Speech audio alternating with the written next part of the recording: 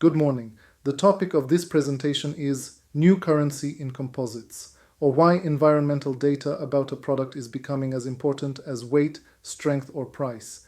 Increasingly, it is not the one with the best technical parameters who wins, but the one who can prove the environmental impact of the product with numbers, not declarations. In this part, we focus on LCA, life cycle assessment, and the carbon footprint of composites. This will be the basis for a discussion about market requirements, regulations, and competitive advantage. Composites are a material with enormous advantages. They are lightweight yet highly durable, which in many applications means lower energy consumption during use, especially in transport. In addition, they are durable and corrosion resistant, so they often require fewer repairs and need to be replaced less often.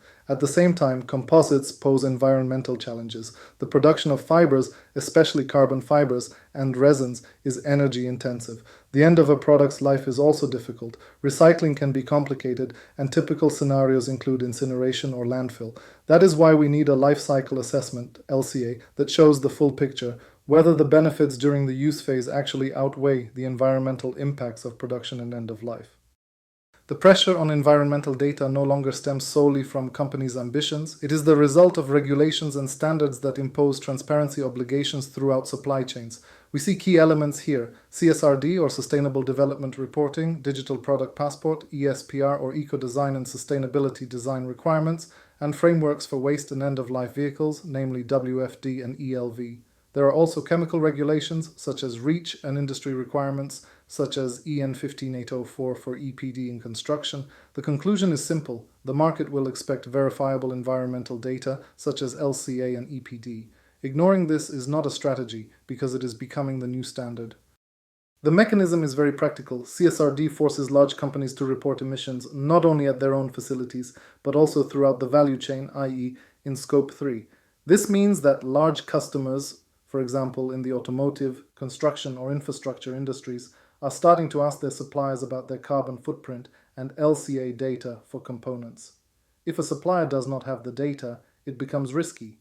It may lose a tender or be removed from the list of preferred suppliers. If it has the data, it gains an advantage. It is credible, prepared, and easier to audit.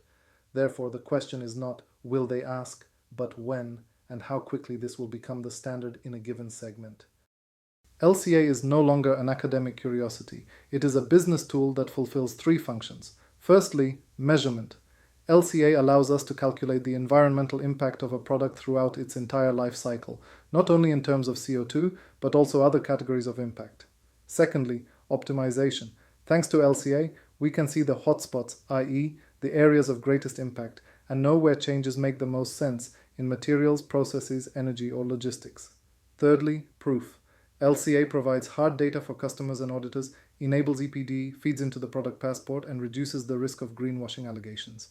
In short, LCA is a common language for communication with the market. LCA is not a document for the drawer. It is an engine for data that later goes into the EPD and the digital product passport. First, we need input data: raw materials, energy consumption, waste, emissions in the process. On this basis, we perform an LCA analysis in accordance with standards and norms. The results of this analysis are the basis for creating an EPD or Environmental Product Declaration, particularly important in construction, and for completing the DPP or Digital Product Passport, which will be increasingly required in the EU. Key message: without a reliable LCA, there is no credible EPD and no solid data for the DPP. LCA helps to make decisions based on facts rather than intuition, which can lead to erroneous conclusions in complex supply chains. The first question is the choice of material. Does CFRP, despite its higher production footprint, make up for it in the use phase compared to GFRP or NFRP? It depends on the application, energy savings, and service life, and this is exactly what LCA can calculate. The second question is the choice of technology: autoclave, RTM, pultrusion. Which process is more advantageous when we take into account energy consumption, material losses, and auxiliary materials? The third question is end-of-life, mechanical recycling, co-processing in a cement plant, pyrolysis. What is realistic, available, and what gives the best environmental effect in a specific case? LCA indicates where the best levers for optimization are. Environmental data is becoming part of supplier assessment alongside quality, timeliness, and price. Thanks to LCA, we are moving from general slogans to measurable value. Instead of saying, our component is light and durable, we can say, with the same function, our component has, for example, a 30% lower climate impact throughout its life cycle than the alternative variant, and we have calculated and documented this. In practice, a standard offer usually consists of specifications and price.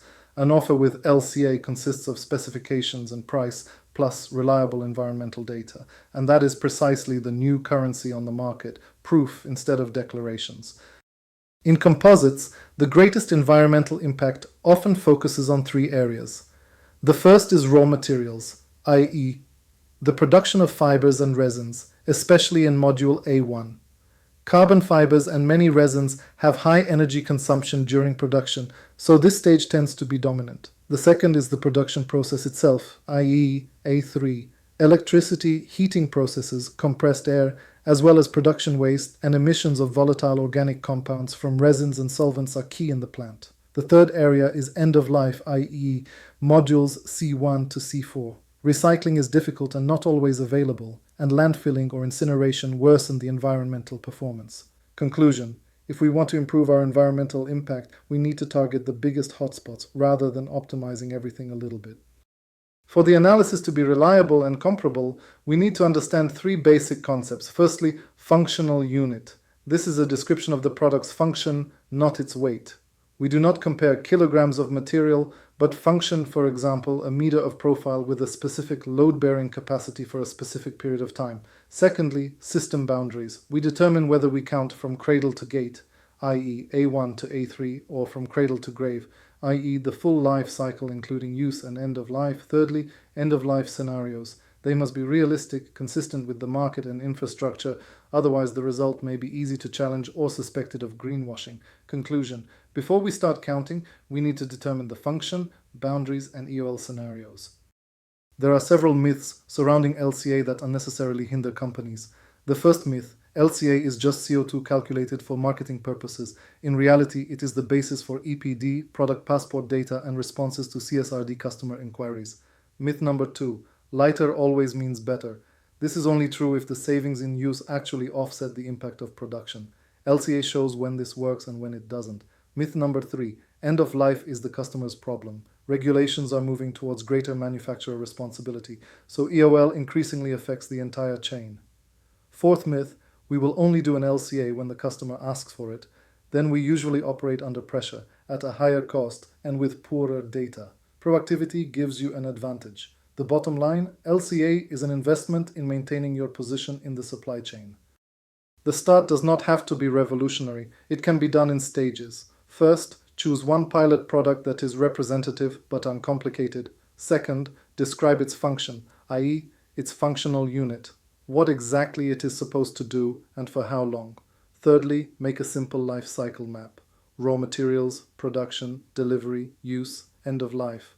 Fourthly, collect basic data from the last month: energy consumption in kilowatt hours, quantities of main raw materials in kilograms, and types and weights of waste. Fifth, talk to 1 or 2 key customers and ask what environmental data they will expect in 2 to 3 years' time.